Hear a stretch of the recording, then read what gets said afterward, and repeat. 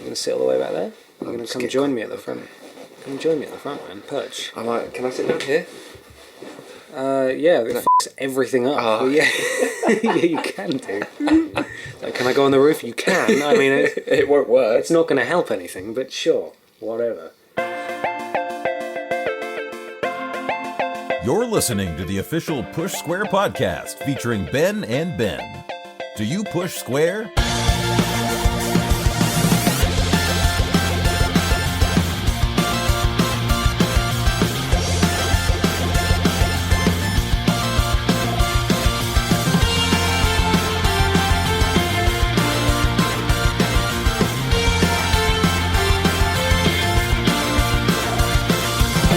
Hello everybody and welcome to episode 8 of the Push Square podcast. My name is Ben Potter. I'm the video editor and staff writer for pushsquare.com, the greatest PlayStation website on the internet. I know I changed it up a bit there. Yeah. Joining me as always, even though it's only been 8 times. 8 times. I nearly forgot that, even though I already said the Just number. said it. It's Ben Tarrant. Hello Ben. Hello, Ben. How you doing, man? Yeah, not too bad. Just kind of getting over a cold. And So stuff. warm in here as well. It can't be helping. Very humid. The bugged upness is a bit difficult. Hay fever as well. Just everything's going wrong. It's not very nice here today. But we're going to turn that around. We're going to put out a nice show from the lovely people. Good show. Got a lot of news points. I'm not going to list them. We're going to go through them in a minute. Our feature today is the best PS4 games of 2016 so far. Yeah, I needed your help on that one because I forgot what the words were. Team effort. Joining us this week is Robert Ramsey. Yeah. Of Push Square YouTube channel fame, Finally where I've been recycling his clip over and over again. Maybe. Depends how much I have to spend. So he's on to talk about The Witcher 3 Blood and Wine. He is penning the review for that at the moment. Obviously a big expansion, so he wants to make sure he does it properly. Do it justice. And play everything before he gives it a review and a score. So he's on to have a discussion about that, and that's good fun. And Indie Bin this week, Ben, what is it? Dangerous Golf. Golf Dangereux. Yeah. As the French would say. Maybe, I don't know. Do they say golf? Is golf a French word? Yeah. They have a special word for it. Probably. No. Lee Golf. Lee Golf. Good. And finally, we've got some questions from you fine folks at home. Let's start, shall we? Let's get this going. First up, E3 is next week. Leaky leak. And it's like a tap. What can't turn off proper? Someone call the Mario Bros. Yeah, famous plumbers. Yeah, that's what that was. So we're getting more leaks as we get closer to the time. Always Obviously. happens. First up, Watch Dogs 2. Mm-hmm. As far as I was aware, that was confirmed. Is that not yet confirmed? Essentially, a YouTuber received some Ray-Bans. branded Ray-Bans with the logo, Watch Dogs 2, etc. and said, can't wait for Watch Dogs 2. We had the leak previously that showed the protagonist from a mocap actor, I believe. And then following that, we had, I think it's been formally confirmed in existence now. Right. But today, which is the 7th of June, recording, IGN accidentally put up an ad. Oh, Obviously a paid IGN. ad. Yeah. They're the worst PlayStation website on the internet. I don't know if you knew that. They accidentally put up their ad campaign for it early, which gave away the 15th of November release date, which obviously robs the E3 reveal somewhat. Yeah, again, do you want to Watch Dogs 2? Are you excited for a Watch Dogs 2? No, I'd rather they let that kind of lie and just fully focus on the Assassin's Creed front. Go away. There should be another Sleeping Dogs. There should. That game was brilliant. And they should put all of their eggs into the Assassin's Creed franchise because there's so much potential there. You've got the whole of history, and then you've got the whole of what you could do in the future. But we're caught up now. We're nearly caught up. No, they've missed out. We're going to be going to Vietnam next. They've wasted things on those stupid Chronicle games. Oh yeah, like India and Russia, and China. Did they do Egypt? Yeah, they've done Egypt. No, they did Egypt in the Chronicles as well. What yeah, a stupid... just wasted. Well, they could always take the protagonist of that and say, hey, here's a game, there's a proper one, like a real one, not a side-scroller that's not very good. I don't know why they did that. And then they had the Assassin's Creed collection, didn't they? And it was just like minifigures in one of those magazines where it's like, buy the first one for 99p, the rest are $12.99. But the figures look like they want to die. You look at their face. Really? It's like, kill me. Little sad They're figure, man. terrible. That's such a shame.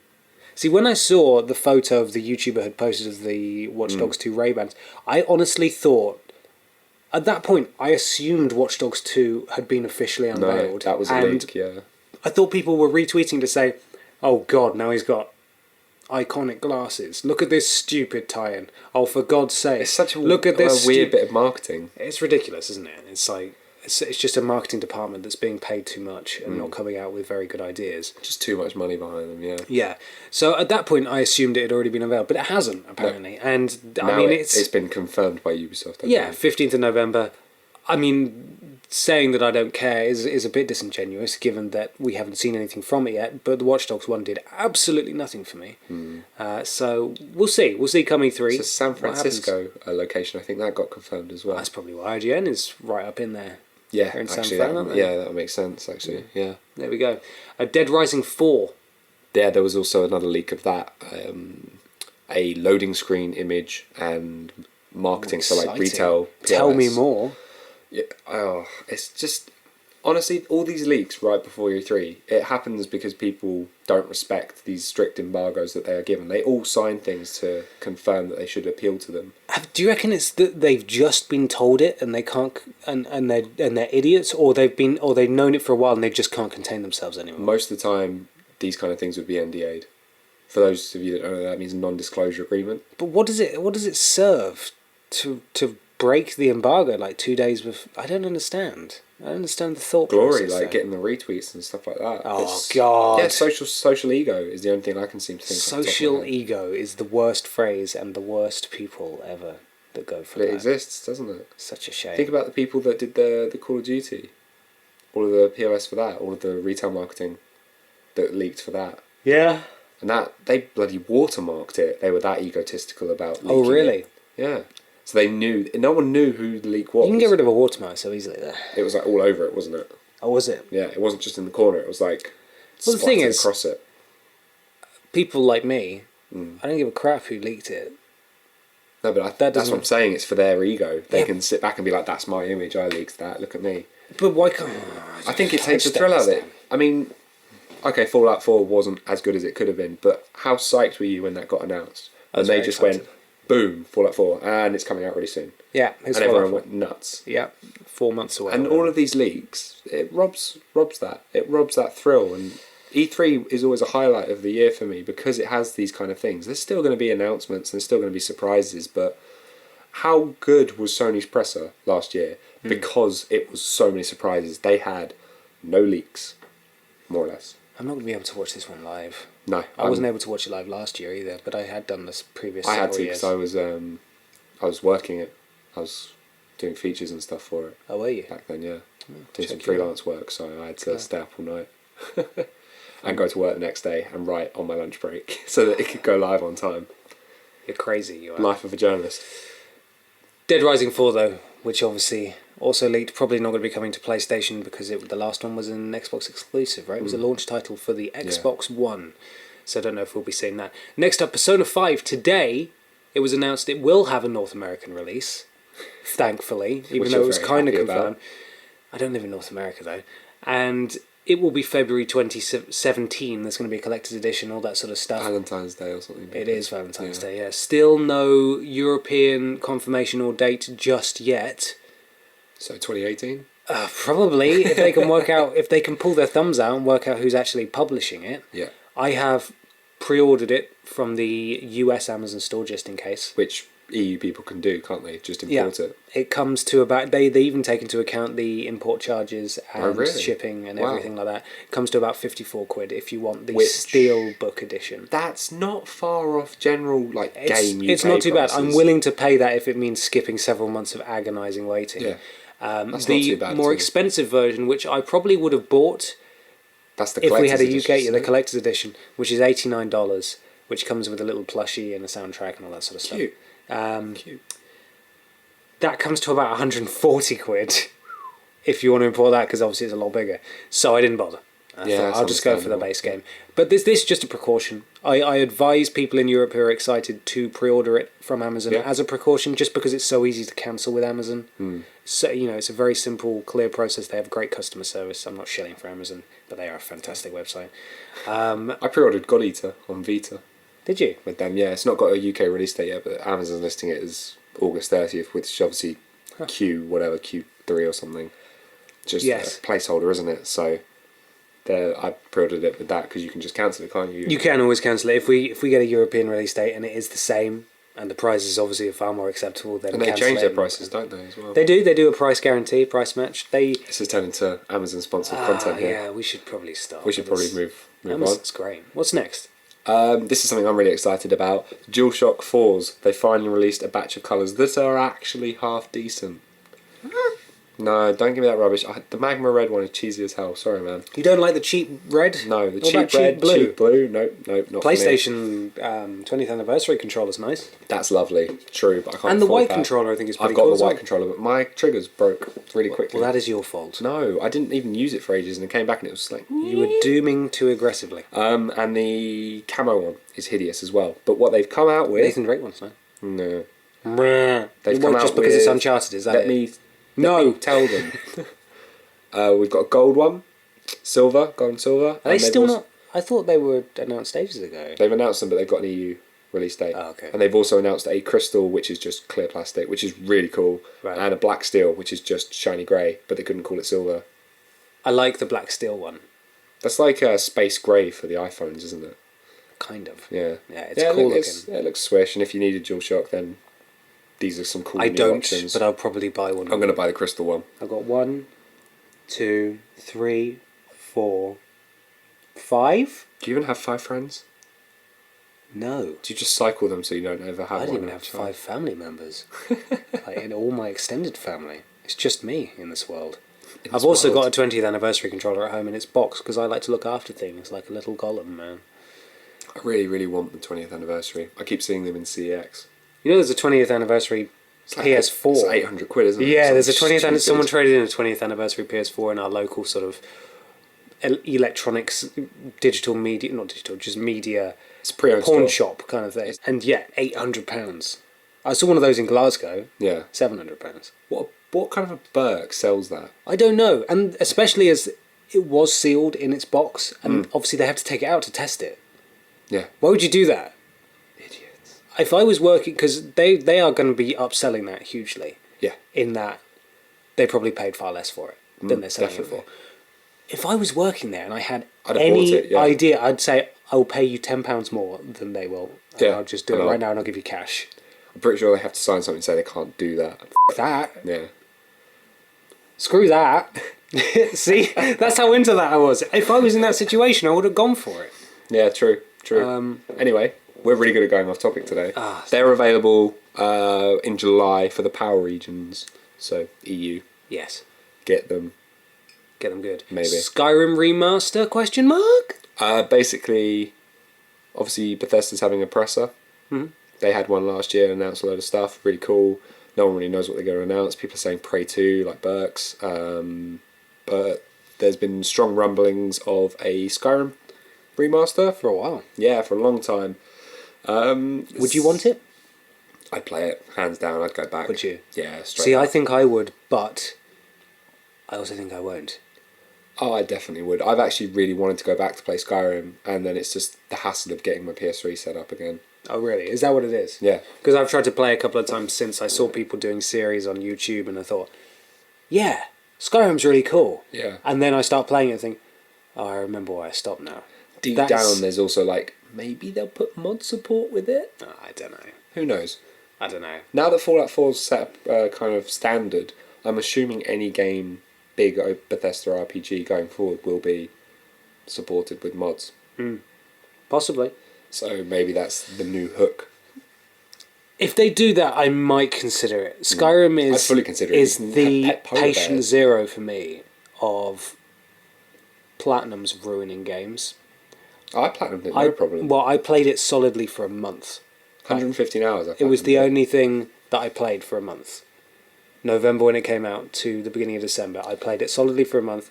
I got the platinum, and then I just did not ever want to touch it ever again. It's my only platinum. Is it? Mm-hmm. It's my, I don't know, probably like 45th. I can see you framed your 100th platinum. Oh gosh, yeah, that's happened now. It's really cool. We don't need to talk about that. It's pretty You cool. can have a though. look at it in a minute. Yeah. Next up, Far Harbor. They've removed the fog to try and fix the frame rate, but in doing so, they've just gone, what'll fix it? Let's just take all the fog out. Yeah. Let's just take the one thing out that makes it spoopy and like get rid of all that. Just bundle the fog into the fog wagon and get it out.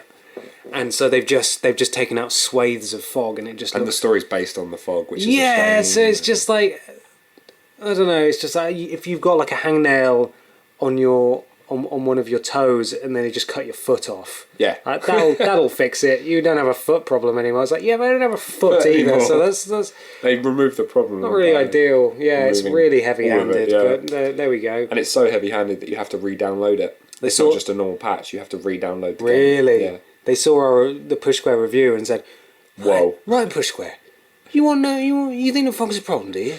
We'll take that out. In the patch notes, it just says for Push Square. What do you think? What do you think of that? And then there's just a picture of a guy just doing "Come at me." What do you think of that? Huh? Yeah, so that's great.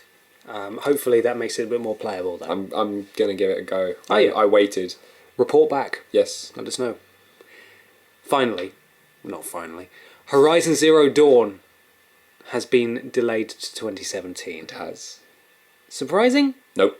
Not in the slightest. We're fast approaching the end of the year and we didn't have a release date. Did we have a release date actually? Nope. We just had Just 2016. Yeah, the tentative 2016. Yeah, that's fine. Take as long as you need. Looks very shiny. Very excited for Yeah. it. It's gonna be the premise Enough looks said. really cool. Yeah, So. enough said. We don't need to bitch or moan about that. That's understandable and it needs to happen. It needs to happen. Ukulele, which I only the other day realised was ukulele, the instrument, has been delayed to 2017. That's made by the Rare folks, right? Yeah. So they formed Or Iconic. X-Ray. Yeah. Yeah. After Microsoft Said that teabagged them. people don't want colourful Yeah. platformers They anymore. went, Like, we're going to "Bye." make a colourful platformer. We're going to put it on Kick. I know we discussed Kickstarter last episode. Yeah. And what we think of it. I dislike the use of Kickstarter by big companies. This is perfect in Yeah. terms of what the situation Power to where the you should be people kind using. of situation. Precisely. If you want it, you can fund it. Yeah. If you're a big company that's worth millions and millions of dollars, you shouldn't be going to your public for help. You can No, do it legitimately precisely. through the proper channels. Yeah.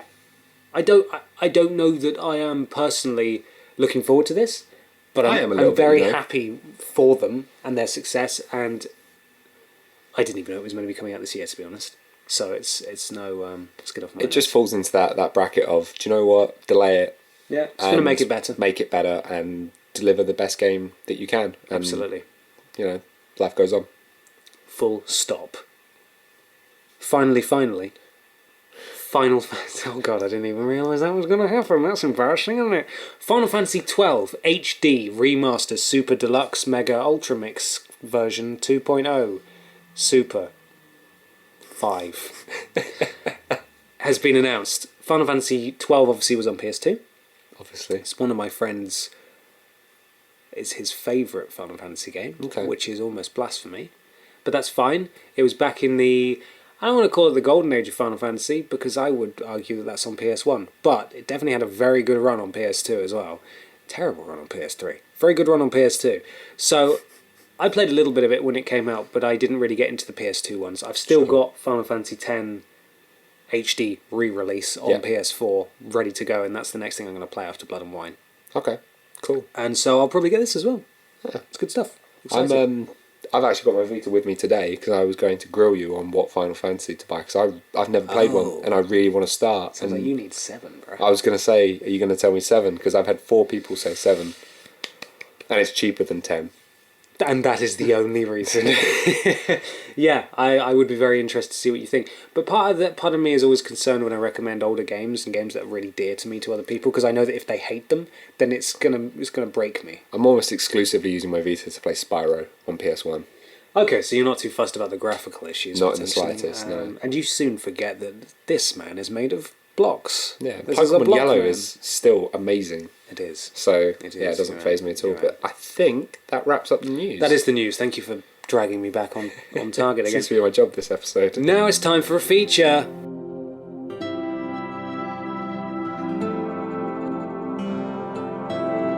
Feature time! This week's feature. Best PS4 games of 2016, in brackets, so far! Exclamation mark! And we're going to run down the list. Yes. Give it a quick discussion, see what we've played and what we haven't played.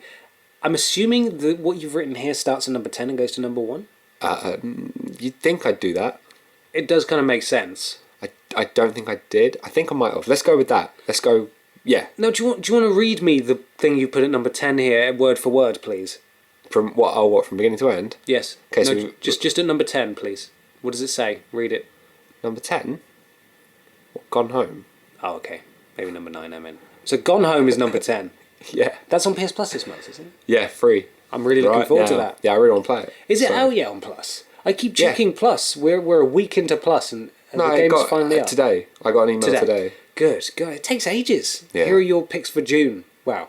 A little bit into June. Maybe towards it. Okay, July. Here's your picks. Better than not getting free games. That's not what I'm saying, Tarrant. I'm just impatient and I want it yesterday.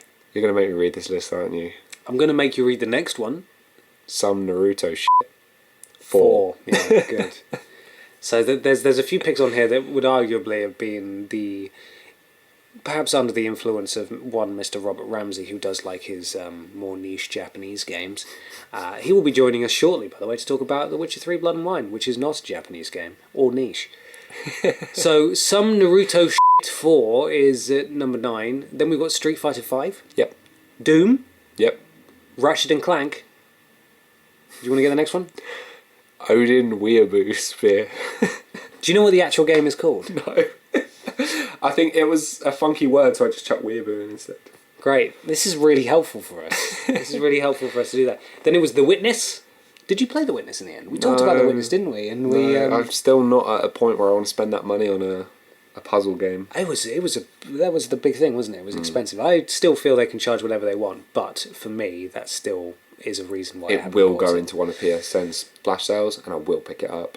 I honestly think it will be on Plus before the end of the year. Really? I reckon. Wow. Yeah, at some point. Then Overwatch, which people are very, very excited about at the moment. Yeah, killing lots of those people. Big news. Dark Souls 3. What? Do you know Overwatch is Blizzard's first game in like 17 years? Like Is developed it? by just them. Huh. I honestly had no idea. Don't hold me to that, but I've watched a few things today and several of them cited that, so... Yeah, I haven't made a game in like 600 years. Did you hear that? Yeah, Blizzard founded in 1702. Which isn't 600 years ago. Dark Souls 3 is in at number 2. Yep. Fantastic game. Very good game. Got the platinum. You're insane.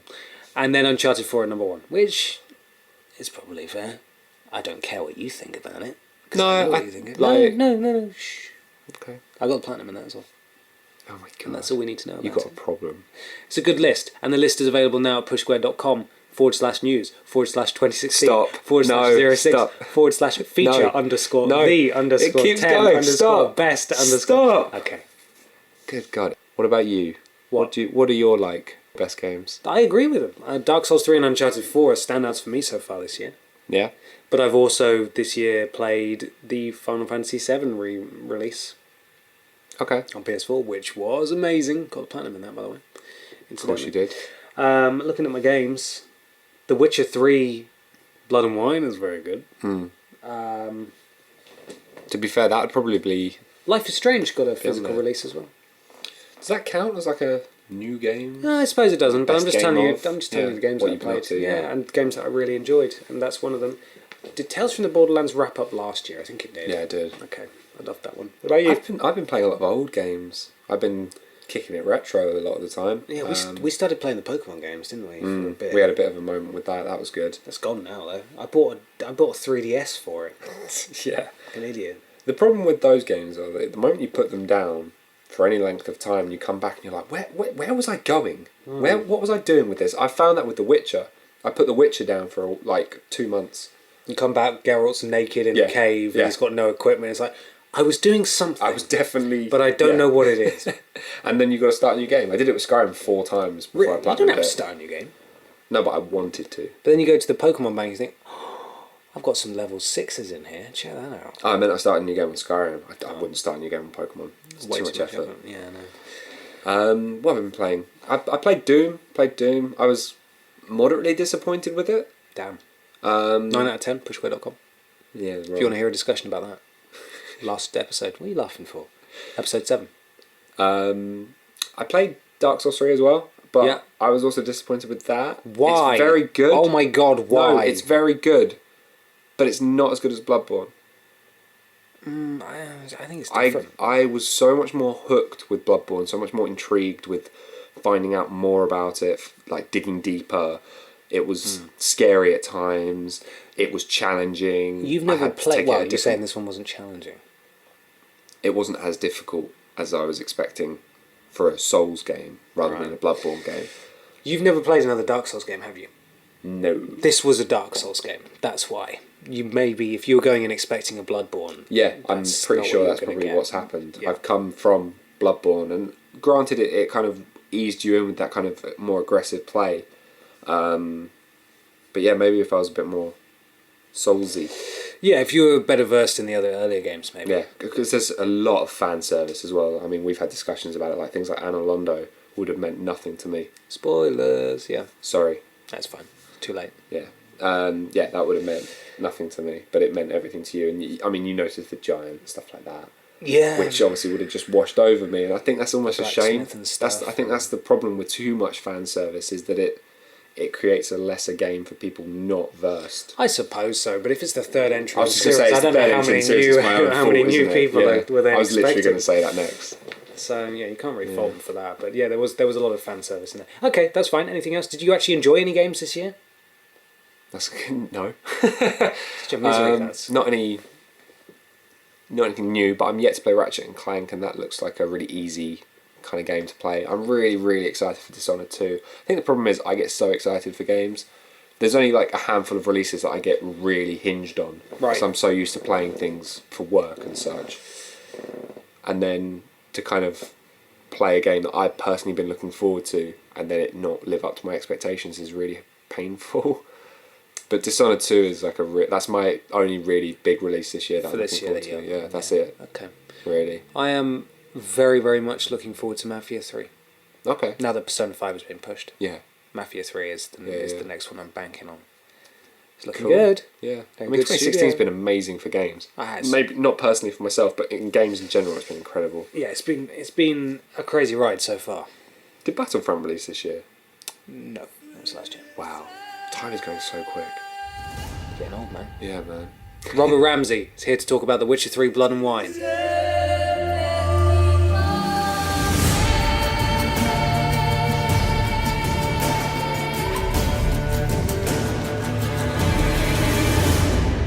And now joining us on the phone is Associate Editor Robert Ramsey. Hello, Robert. Hello, Ben. Hello, Robert. Thank you for joining us finally. Finally. Quite alright. We've been looking for an excuse to get you on. And, Worth the wait.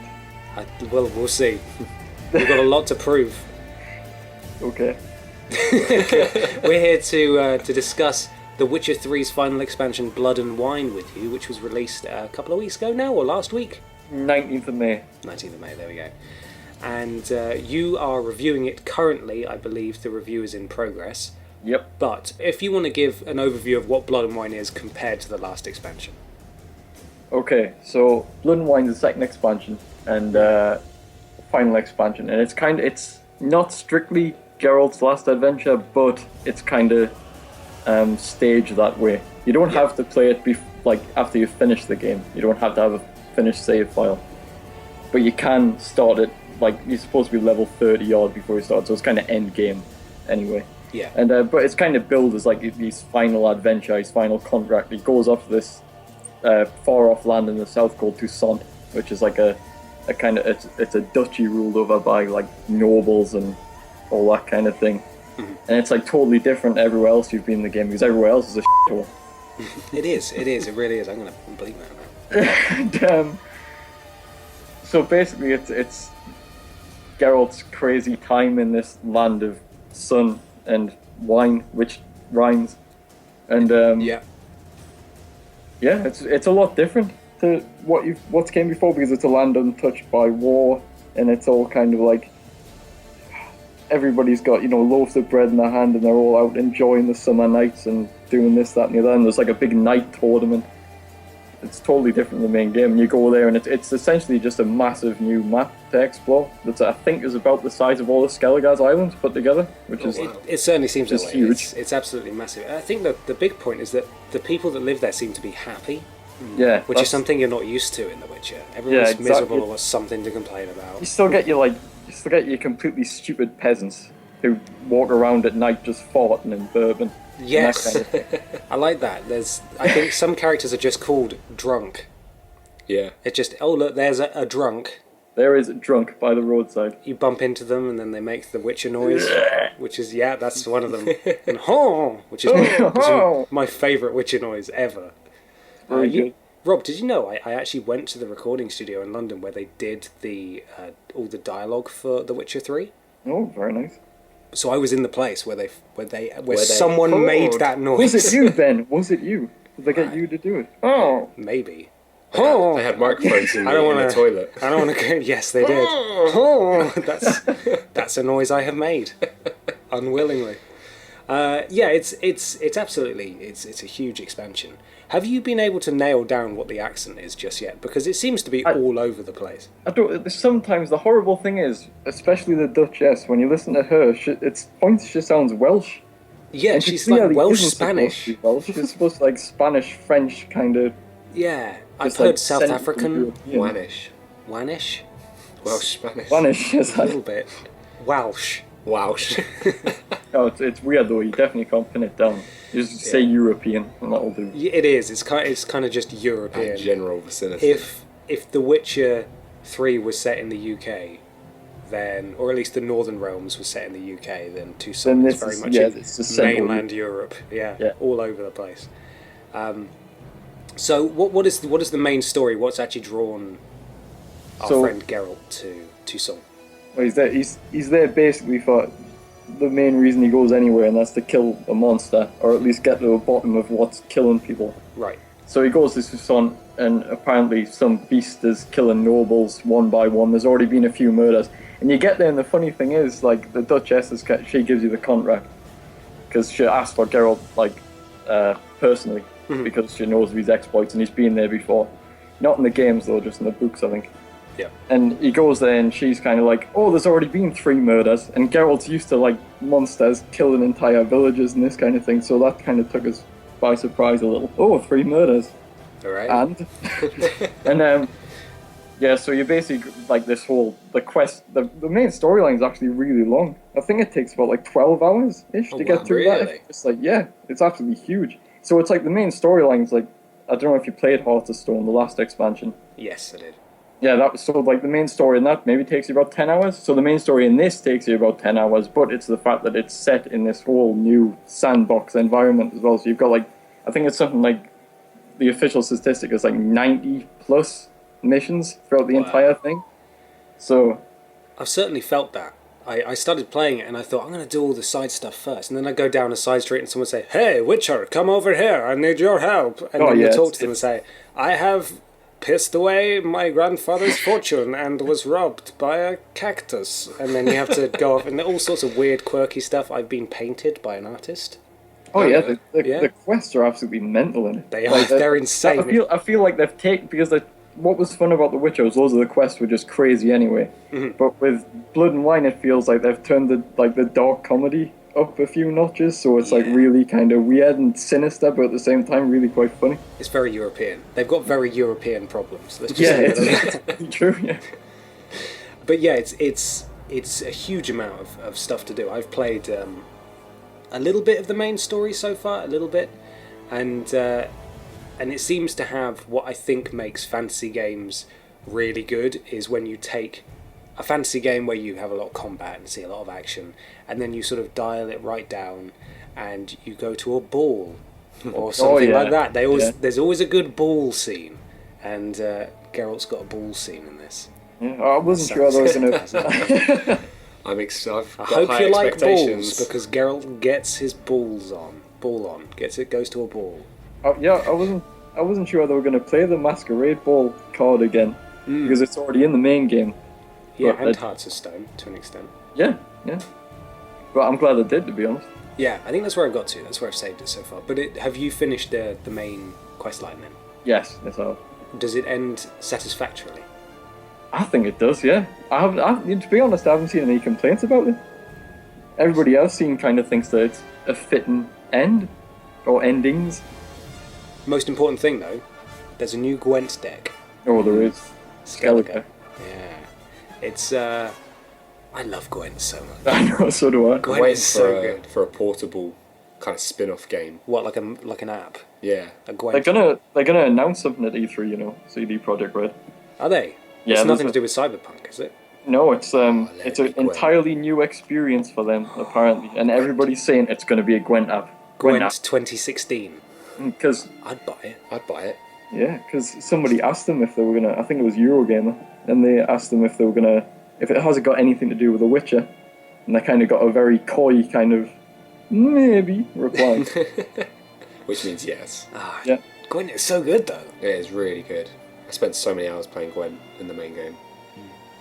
I think at first it takes some time to get used to, because I know Sammy for one doesn't, and that hasn't really tried it out, because he just tried it and thought, oh, I can't be bothered learning this. But I think once you I've get got into puns it, to think of. That's it, exactly. But I think once you get into it, it's incredibly addictive. You end up searching for Gwent cards instead of actually killing monsters. Yeah. I really liked the Gwent. There's a whole Gwent quests. quest line Yeah. in this one as well. Yeah. It just seems to be incredible value for money, which sort of, if I may bring up now, Robert, the Ramsey factor. Yes. And what are your thoughts on the Ramsey factor for this game? The Ramsey factor. Yeah, as Can in you explain this? how much do I have to spend? Ooh. You have to. Wait, you mean just how got much this does joke. how much does it cost? Yeah. Oh, you mean? Oh, I see what we're doing. The penny just dropped. Maybe we need to explain that for people who are unfamiliar. So, in your spare time, Rob, you like to moonlight on local news. He's only done it once. On local news in places where I don't actually live. No, what was the actual question they were asking you? Was it something to do with tourism? It was about I was in the Lake District and they were asking if I would pay, like, if I would be happy. So when I'm buying things or paying for meals or whatever in local establishments, if I would be happy if like a cut of those profits go towards a charity that plants trees. And Robert said no. No, I said trees. I said well, it depends how much I had to spend because I was on holiday. And you literally said it like that maybe? as well. Depends Yeah, on I what said you have to maybe it spend. depends how much I had to spend. We need So, to put a I link think to that's that. a logical conclusion to come to. what is Ant's job title? Ant's Push job Square. title. Yeah. Yeah, I believe he's Director. director. He's yeah. one of the directors. Yeah. I don't. Anyway, Ant, one of our directors, sent me this footage, Oh, right. and he said you need to put this in a video somewhere. And ever since, I have included it in every single video I have made in Yep. some fashion. And I just want to keep it running. Really, I quite just an think achievement. it's just too beautiful a thing to let go. So, how much do you have to spend, Rob? This expansion, I believe, costs in the region of about £15 or $19. 12 hours. That's really good. It's not bad, is it? It's really good. You know what it is? It's not even 12 hours. It's about 30 if you did Oh, everything. it's massive. That's It's insane. That's like it's- a full game. It's like Hearts of Stone, right? I gave that a 10 out of 10 when I reviewed it. Mm-hmm. And I gave that a 10 out of 10 because honestly, the story and the whole thing is better than a lot of games. Like a lot of Yes. standalone retail games. Hearts of Stone could have boxed Hearts of Stone, and they could have easily boxed Blood and Wine yeah. and just sell it as a full price game. And I don't think anybody would question it. It's that good. That's what it feels like. That much quality for You how bring much your you pay. character in, and especially if you play Blood and Wine, because I finished the main game, sort of left it there, and then I went into Blood and Wine, and it's recommended sort of you'd be about level 34 or something like that, or maybe slightly lower. And then by the time I finished with Hearts of Stone, I was about 39, level 39. So starting Blood and Wine, level 39, I'm now about level 45. It honestly feels like you're starting a new Witcher game, but just importing your character. Yep. Is what it feels like. It's a totally new place, as Rob's been saying. Loads of new quests, brand new master-crafted Witcher armor sets, Oh, good. swords, all that sort of stuff. It's amazing. Yeah. New Gwent deck. Yeah, game changer. Have you decided upon a final score yet? I need to finish everything first just to check, but I mean, I gave Heart of Stone a 10. I gave The Witcher 3 Wild Hunt a 10. If this gets a 10, that's going to be like a triple perfect score. I'm not sure any game in the history of gaming has ever got a triple perfect score on anything. It could be the first. Yeah, maybe. Well, we'll see. Have you you got any idea of when the review might be up? Sort of next week sometime, maybe? Nah, it'll be this week. It'll be soon. Yeah. This guy ploughing on through. So that's pretty much it, I think. The Witcher 3 Blood and Wine out now, highly recommended by Robert Ramsey. Oh yeah, buy it now. You should buy it. It depends how much you have to spend. It does, and it's £15 or thereabouts, or £20 for the special edition when you get some Gwent cards. Yeah, physical Gwent cards. But I mean, you can get the season pass, which was what was the season like? That was £25, something like that. And you get Hearts of Stone and Blood and Wine. That's pretty ridiculous. Mm-hmm. Robert, thank you so much for coming on. It's been a pleasure. Nice having you on, Robert. And we'll probably see you at EGX. Yeah. Ooh, quite September. soon. Yeah, wow, kind of. Fantastic. Try not to die. I won't. Hopefully.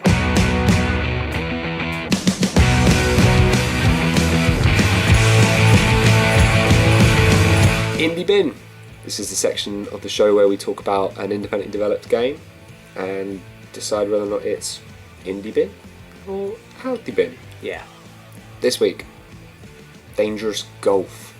Yes. Golf that is dangerous. So pitch this to me. What is dangerous golf? Basically, did you ever play the Burnout games? I did. Yes. You know Crash Mode, where you just plow into the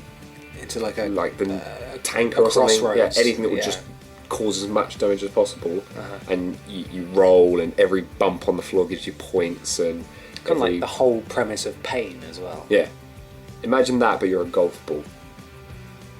Okay. Yeah, that. Are you meant to go into the hole at the end? Is that not what? Yeah. See, this is a really clever part of it. So it's essentially Crash Mode, where you're a golf ball, and you're given alleyways, rooms, etc., and you have to ping the golf ball almost in like little trick shots that destroy as much of the vicinity as possible to garner points. Okay. And then at the end of that, when the ball settles, you then have to putt it. And by putting it, you get to keep your points. If you don't putt the ball at the end, is it putt? Pot? It's putt. It's putt in golf, pot in billiards and snooker and stuff. And pool. Words. If you putt it, it's putt. It's putt. Is it putt to get it in the hole? I'm pretty sure it's putt. You putt it. I think it should be a more exciting word like kaplow. Kaplow. You kaplow it. Yeah. You kaplow the ball and you get to keep your points. If you don't kaplow the ball, you have to cut your points in half. Isn't it not extremely likely that all the explosions will cause the ball to fly off into a really remote corner? Or is it in quite a tight, compact area? It's relatively compact, yeah. Okay. And you can kind of... One of its biggest criticisms is that the controls are kind of difficult to master, but that in itself is a good kind of mechanic. You have to kind of look at a room and how the ball's going to react to the things within it, so that you know kind of roughly where it's going to end up, so that you can then putt it, kaplow it. Yes, thank you. Yeah. Kaplow. So that's a cool kind of tactic to it. And they pay off really well by doing it. And it's built in the Unreal 4, so the devastation is pretty cool. Visually, it's not bad at all. It being built by ex-Criterion folks makes me think, why have you made... Is it really? Yeah, that's hence why the relevance to Burnout. I'm just sitting there like, can we not have another Burnout game, please? Yeah, what's happening with that? I don't know. Do we have any news on that? No, nothing really. But yeah, the ex-Criterion have made Three Fields Entertainment. And that's who made this game? That's who made this game, yeah. Right. But it's super serviceable. It's currently out now for $14.99, which is a little bit steep. You do get about 200-ish levels, like 197-ish with the co-op stuff. Oh, there is multiplayer? Yeah, there is multiplayer. Do you know if it's local? I can't remember. I don't think it is. Because there's an amazing, and by amazing I mean pretty terrible, mini golf game on PS3 called Ultra Mini Golf Adventures 2, I think it's called. Of course it is. And I just think it's so much fun. Because when you play, your friend's ball stays there and so you can just grief each other by just whacking each other's golf ball just flying off into the distance. There's like really janky ass animations going around and stuff, and there's always a trick shot way to get a hole in one on everything. Okay. It's terrible, but I love it, and I've had so much enjoyment out of it. Yeah. So if this has a multiplayer, local multiplayer, then I'd be very interested. Should probably have checked that. I'm so used to things just being always online now. Yeah, it's a sad reality that we're living in. I miss co-op. Yeah, I miss couch I need co-op. to. I'll look into it then. I'll see. See, but that sounds really good. So what is it? What did it get reviewed on Push Square? Stephen Telby gave it 7 out of 10. Not bad. Pretty fair. Not bad at all. Like I said, it's more than serviceable. It's relatively expensive. But you get a lot of levels, and there's good variety. Yeah, good variety. It's not like Street 1, Street 2, Kitchen 1, Kitchen 2. It's good variety. I'm gonna say out the bin. It's out the bin. Out the bin. Fire up the JPEG, folks. Send it on over to Burnout's old developers. Dangerous Golf is out the bin.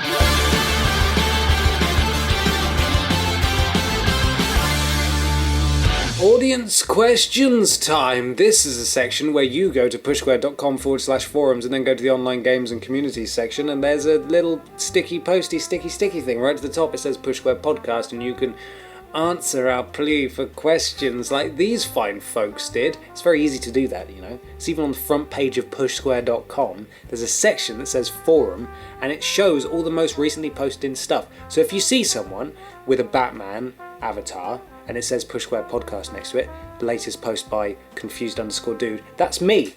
What's your avatar? Toothless from How to Train Dragon. Oh yeah. If you see something with a stupid derpy dragon on it, then that's Ben. And if you see anyone else, that means something is happening in that forum topic. So come in and say hello, let us know how you feel, have a biscuit, etc. There are no biscuits. First up, Kid Freed? Or Kid Fried. Which is horrifying, really. I want to go with Kid Fried. He asks, Kid Fried sounds like a rapper name. Kid Freed. Kid Freed. Kid Freed. Okay, so now he's a Dark Souls character. Have you ever been so stuck in a game you didn't finish it? I'm looking at you. Have you? Oh god, yeah, I have. Uncharted. That's actually that's actually was not what I was getting at. I was just waiting for you to take the lead there with an answer. Oh right, no, I thought you were like, remember the jet ski? Remember that? The jet ski section. Oh my god, that was horrible. Oh, you haven't even seen the worst of it. Didn't we stop playing that? Yeah, that's why we threw in the towel. It gets so much worse than the bit you were at. It's going to be unbearable if we ever go back to it. Terrible. Yeah, that was pretty difficult. The frame rate issues on Far Harbour, I just hit the fog once and was like, nope, and left it. Which I suppose isn't being stuck with a game, that's the game spitting me back out. Being really, really stuck in a game. I had Bloodborne. Bloodborne, the thingy, Bloodstarved Beast. Oh really? I put that down for like 2 weeks. I tried a week solid of the Bloodstarved Beast, and I had to put it down. But I did go back to it and finish it and love it. But I had to have a time out from that game because of that. Definitely. What about you, man? I don't think I ever have been so stuck in a game. No, you're just so good. You just blink and you. No, it's not even that. It's not even that. Nowadays, it's really not that much of a problem because there's usually a way to beat a game, and if there is, I'll find it. But Google. If we're going back to sort of PS2, PS1 days, I had a lot of games that I bought that were bad, and I just played them, but I never really got into them or finished them. But I wouldn't say I've ever been stuck on a game. It's not like the times of old, times of yore, when you're stuck on Mega Man or something like that. Games are far easier now. Like a nails hard game where you have to call a helpline for assistance or anything. I was stuck on Metal Gear Solid 1 for a while, on the when they released it as a PS1 classic on PS3. Yeah. Because in order to call Meryl, there's a point in the game where it said, the Colonel says you need to call Meryl, and Snake says, how do I call Meryl? He says you need to get the code from the back of the box. Like, okay. Couldn't get the code. Oh, he said get her phone number from the back of the CD case, is what he says. So I don't have a CD case. That's nice and ambiguous. Famously, it's on the back of the box. in a screenshot it has yeah. her number, which is just classic Kojima. But I'm playing the digital version. It's the first time I played it. I have no idea what I'm doing, and I honestly did. I suppose this does count. I just left it. I got to the Psycho Mantis fight and I left it, and I went back to it in the summer of 2014 when I played through MGS 1, 2 and 3 for the first time and fell in love with the series. But yeah, that's the closest. It's the closest I've come.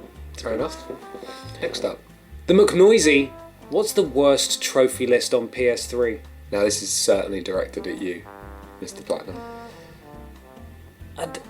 Define worst. Worst as in easiest, or worst as in the most terrible trophy list ever? I'd probably say the most terrible, because easy's, I wouldn't say easy is a bad thing. Easy is easy ego points. Okay. I'm currently playing, or I bought a game called Whitetail Challenge on PS3 for the Platinum. You buy games for the Platinum? Yes. You are Yes. blighted. 25% of players have the Platinum trophy. To give you an idea of what That's this an game's easy about. Platinum. This game feels like it's not finished. This game feels like an alpha proof of concept demo. Nice. You are zoomed right. It's a hunting game. You're zoomed right in. I might even fire it up just to show you. I was going to say Whitefish is a fishing game. No, it's whitetail, as in deer. Huh. You launch into a hunt, and you're zoomed right in, so you get motion sickness when you turn the camera around. You have to, in order to unlock the different hunts and levels, you have to survive the hunt or kill a buck. Now you're not going to kill a buck because it's terrible, and you're never going to see a buck until it runs away, and you're certainly not going to be able to shoot it because there's lag on the bullets. Okay? There's no map, there's a night cycle, and at night coyotes will come and get you. And when it says coyotes will come and get you, it means coyotes will stand next to you and look at you, and then you will shoot them, and the coyotes will die. But you have a little health monitor in the top right-hand corner, which sort of goes from green to red as you get hungrier, and there are 3 sets of rations dotted throughout the environment. So if you can find the rations, then you can survive 2 full day night cycles, which is so boring because it is such a small area. You just sit there and you just leave it until it runs out, basically, and then you unlock the next hunt because you've survived. If you fail, there's absolutely no feedback, no music, nothing. You're just back at the main menu suddenly. You're like, really? Okay, so what happened? Not even, you died. Nothing. Absolutely nothing. It's almost as if they made the game because they knew people like me would buy it for the trophies. I kind of want to do more investigating because the person who posted the trophy guide on PS3 trophies created the thread, got a load of feedback saying this is a bit crap and missing a lot of information, and then he disappeared. And he never came back and made any changes to the thread. After replying initially saying, you're right, there are some missing things, I'll sort them out, he just disappeared. And he never came back and they locked the thread. I have a feeling that guy was probably a developer. And I don't want to make any wild assumptions here. I'm going to try and look into it and just search for that username and see what happens.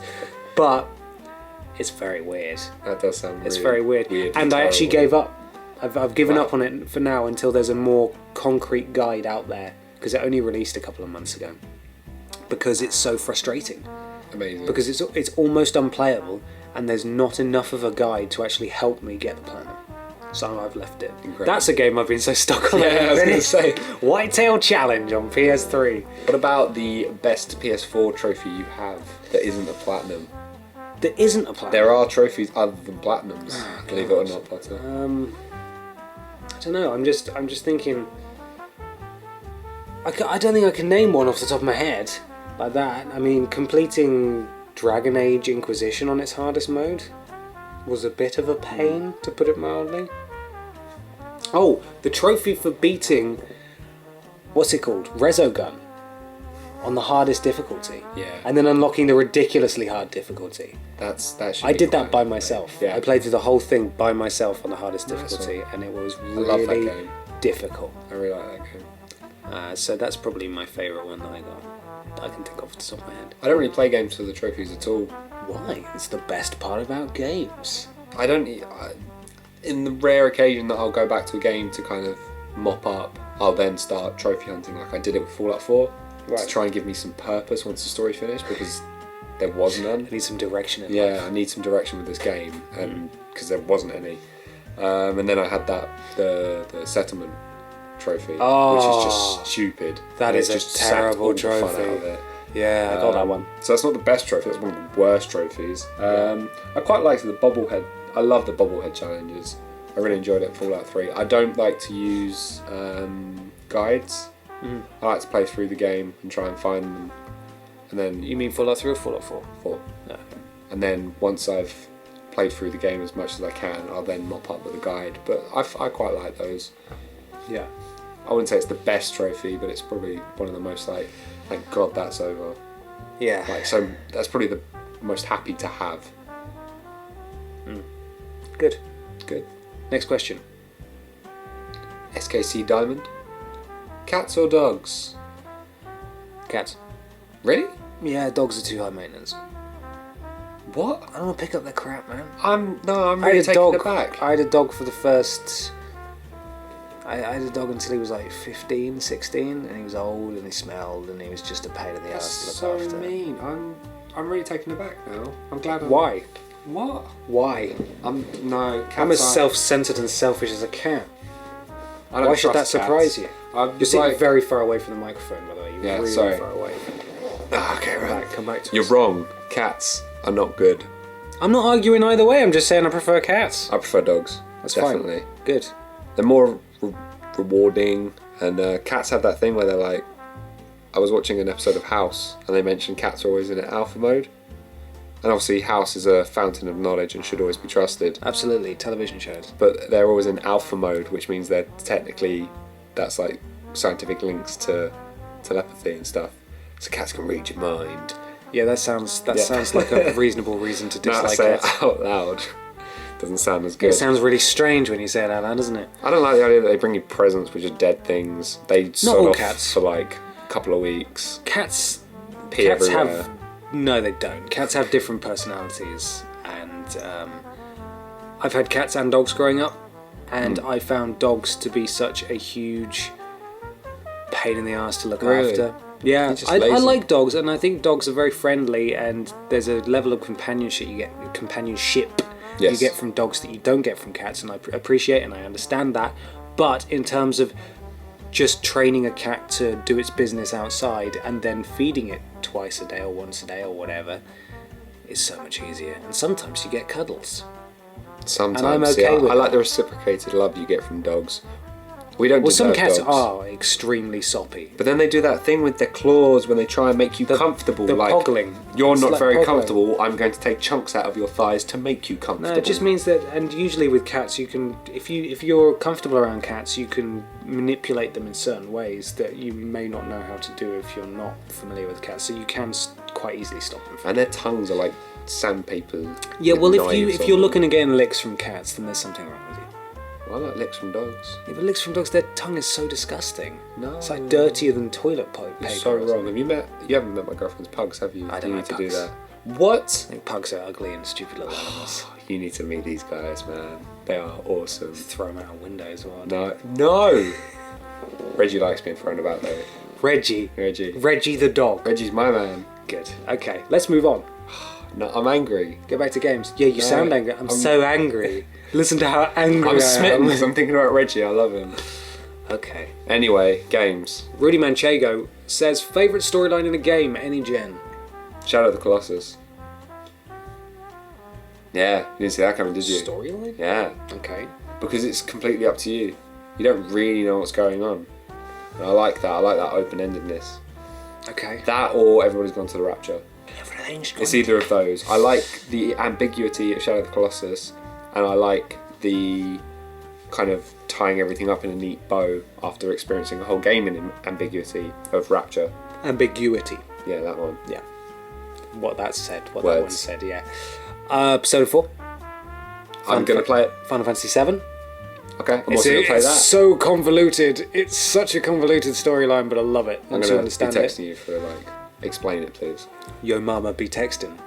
Yeah. Please do. Please do. Ask away. But don't feel like you need to ask questions all the time. Because Okay. it will explain itself. Don't you hate that when you watch a TV show and you have seen it before, or a film, and you're watching it. Who's that? So who's What that? are they doing? What's he doing there? So keep watching, you want to find out! Yeah. They were literally about to say it. So, yeah, play it, Yeah. and then if you have any queries. Cool. I did that with Dark Souls, to be fair. I don't know if I had any answers for you. No, you just Oh, complicated something about the first flame and light. That's it, right? Great. Chosen undead. Something like that. Yeah, Spec Ops: The Line had an amazing story. That really blew your mind at the end. Lots of games with amazing stories. Those two stick out to me primarily. Really? Because for me, it's more about the characters and the roster of people that you get to know and you feel like you're mates with. And those, That's what I really two liked about stick out. Rapture, is that I felt like someone in that village. You're going to have a waifu soon. Waifu. Persona 4 waifu. Yeah. You've got to make your mind up about which waifu you want. I would stress that you don't immediately commit to the first waifu you get a choice of, because more waifus will appear. I'm so worried. You're going to have such a waifu good time. I'm going to be such a weird. Have such a waifu time. Anyway, that's the last of the questions. And if you do have any questions for us, go to the Push Square forums, pushsquare.com/forums. We're in the online and community section, and we're sticking right to the top. Never want to miss a post? Then when you reply, check the box that says watch this topic, and whenever someone posts, you'll get an email letting you know that we're doing things. And stuff. End of the show.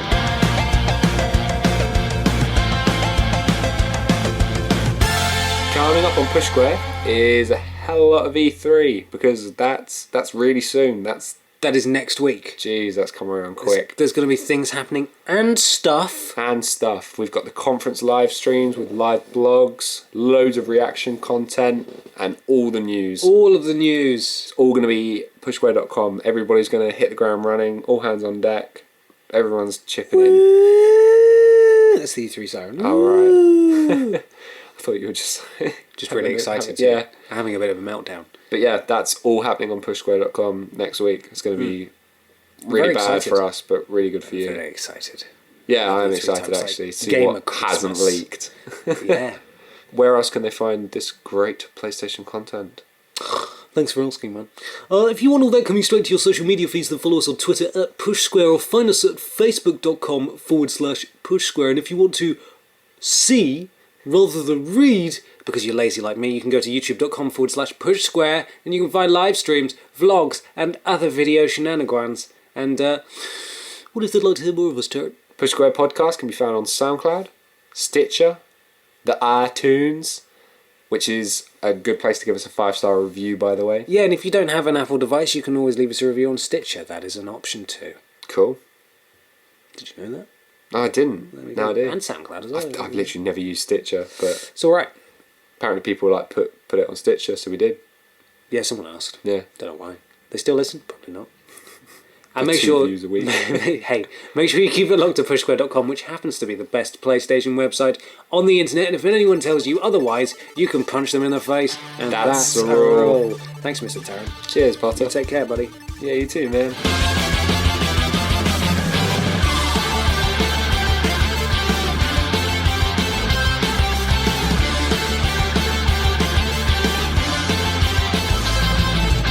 Thank you for listening to the Push Square Podcast. For the latest PlayStation news, reviews, and features, visit www.pushsquare.com.